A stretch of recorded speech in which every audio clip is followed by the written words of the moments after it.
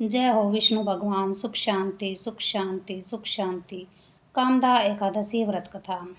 धर्मराज युधिष्ठिर बोले, हे भगवान, आपको कोटि कोटि प्रणाम है। मैं आपसे प्रार्थना करता हूँ कि आप कृपा करके चैत मास के शुक्ल पक्ष की एकादशी का वर्णन कीजिए। श्री कृष्ण भगवान बोले, हे राजन, आप एक पुरानी कथा सुनिए जिसको वशिष्ठ जी ने राजा दिलीप से कहा था। राजा दिलीप ने पूछा कि हे गुरुदेव, चैत्र मास के शुक्ल पक्ष की एकादशी का क्या नाम है, उसमें किस देवता की पूजा होती है तथा उसकी विधि क्या है, सो अब आप कृपा करके मुझे बताइए। महर्षि वशिष्ठ जी बोले, हे राजन, चैत्र मास के शुक्ल पक्ष की एकादशी का नाम कामदा है। यह सभी पापों को नष्ट कर देती है, जैसे अग्नि सूखे काष्ठ आदि को जलाकर नष्ट कर देती है। और इसके पुण्य के प्रभाव से समस्त पाप नष्ट हो जाते हैं और पुत्र की प्राप्ति होती है। इस व्रत से कोई योनि छूट जाती है और अंत में स्वर्ग की प्राप्ति होती है। अब मैं इसका माहात्म्य कहता हूँ, ध्यान पूर्वक सुनिए। प्राचीन काल में एक भोगापुर नामक नगर था। वहाँ पर अनेक ऐश्वर्यों से युक्त पुंडरीक नाम का एक राजा राज्य करता था। वहाँ अनेकों अप्सरा, गंधर्व, किन्नर आदि वास करते थे। उसी जगह ललिता और ललित नाम के स्त्री पुरुष अत्यंत वैभवशाली घर में निवास करते हुए विहार किया करते थे। वे दोनों एक दूसरे को बहुत प्रेम करते थे और आपस में अलग हो जाने पर व्याकुल हो जाते थे। एक समय राजा पुंडरीक गंधर्वों सहित सभा में शोभायमान थे। उस जगह ललित गंधर्व भी उसके साथ गाना गा रहा था और उसकी प्रीतमा ललिता उस जगह पर नहीं थी। उससे वह उसको याद करने के कारण अशुद्ध गाना गाने लगा। नागराज करकोटक ने राजा पुंडरीक से इसकी शिकायत की। इस पर राजा पुंडरीक ने ललित को श्राप दे दिया कि अरे दुष्ट, तू मेरे सामने गाता हुआ भी अपनी स्त्री का स्मरण कर रहा है। इससे तू कच्चे मांस और मनुष्यों को खाने वाला होगा। तू महापापी है। अपने कर्म का फल अब तुझे भुगतना होगा। राजा पुंडरीक के श्राप से वह ललित गंधर्व उसी समय एक विकराल राक्षस हो गया। उसका मुख भयानक हो गया। उसके नेत्र सूर्य चंद्र के समान प्रदीप होने लगे। मुंह से अग्नि निकलने लगी। उसके सिर के बाल पर्वतों पर उगने वाले वृक्षों के समान दिखाई देने लगे। उसकी भुजाएं 2 योजन लंबी हो गई। इस तरह उसका 8 योजन का शरीर हो गया।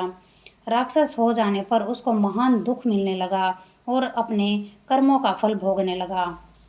जब ललिता को अपने प्रियतम ललित का ऐसा हाल मालूम हुआ तो वह बहुत दुखी हुई। वह सदैव अपने पति के उद्धार के लिए विचार करने लगी कि मैं कहाँ जाऊं और क्या करूं। वह राक्षस घोर वनों में रहने लगा और अनेक प्रकार के पाप करने लगा। उसकी स्त्री विलाप करती रही। एक दिन वह अपने पति के पीछे घूमते घूमते विंध्याचल पर्वत पर चली गई। उसने उस जगह श्रृंगी ऋषि का आश्रम देखा। वह शीघ्र ही उस आश्रम के पास गई और उस ऋषि के सम्मुख जाकर विनय करने लगी। उसे देखकर श्रृंगी ऋषि बोले कि हे सुभागे, तुम कौन हो और यहाँ किस लिए आए हो? ललिता बोली, हे मुनि, मैं वीरधनवा नामक गंधर्व की कन्या ललिता हूँ। मेरा पति राजा पुंडरीक के श्राप से एक भयानक राक्षस हो गया है। उससे मुझको महान दुख हो रहा है। आप उसे राक्षस योनि से छूटने का कोई श्रेष्ठ उपाय बताइए। तब श्रृंगी ऋषि बोले, अरे गंधर्व कन्या ललिता, अब चैत्र मास शुक्ल पक्ष की एकादशी है।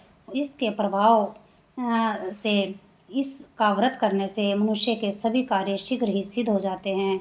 यदि तू उसके पुण्य को अपने पति को दे देगी तो वह शीघ्र ही राक्षस योनि से छूट जाएगा और राजा का श्राप शांत हो जाएगा।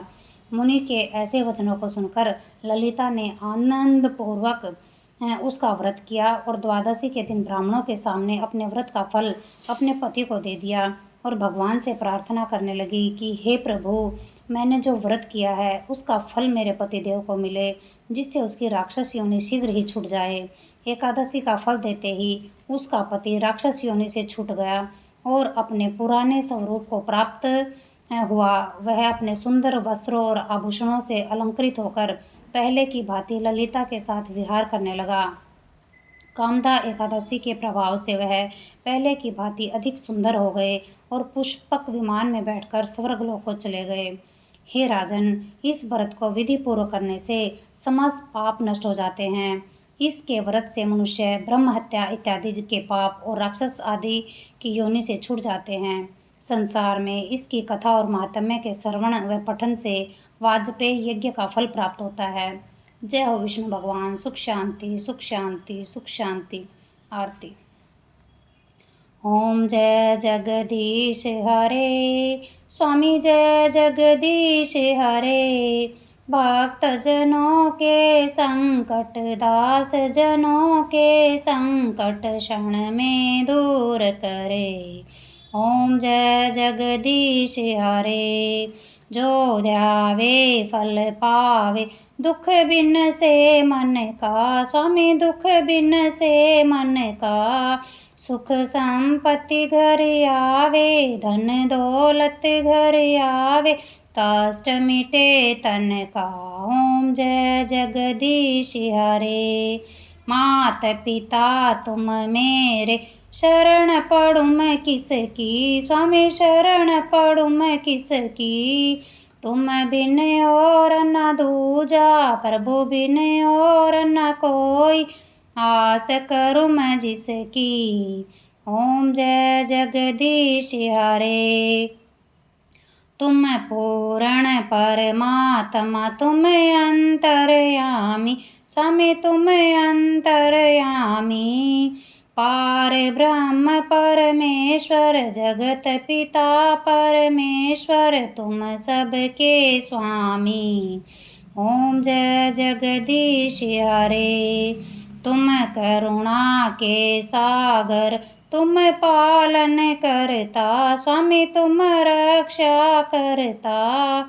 मैं सेवक तुम स्वामी, मैं मूर्ख खल कामी। कृपा करो भरता। ओम जय जगदीश हरे। तुम हो एक अगोचर, सबके प्राणपति। स्वामी सबके प्राणपति। किस विध मिलूं दया में, कैसे आऊं शरण में। तुमको मैं कुमति। ओम जय जगदीश हरे। दीन बंधु दुख हरता, ठाकुर तुम मेरे। प्रभु सेवक हम तेरे। अपने हाथ उठाओ, दया करो शरण लगाओ। द्वार पड़ूं मैं तेरे। ओम जय जगदीश हरे। विषय विकार मिटाओ, पाप हरो देवा। स्वामी कष्ट हरो देवा।